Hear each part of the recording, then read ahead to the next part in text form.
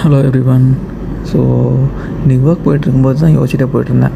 Content க்ரியேட்டர்ஸ்லாம் ரொம்ப பாவம்டா, அதுக்குள்ளே நமக்கு கண்டென்ட்டுக்கு யோசனை வருதுன்னு சொல்லி யோசிச்சுட்டு நடந்து போயிட்டுருக்கும்போது தான் இந்த சீனை பார்த்தேன்.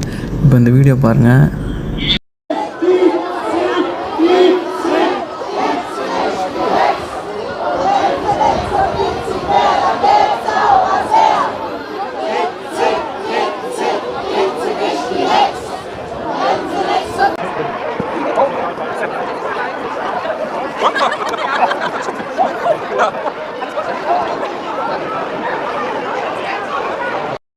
அப்படி என்ன தரா தூக்கி போடுறீங்கன்னு பார்த்தா ப்ரெட்டு.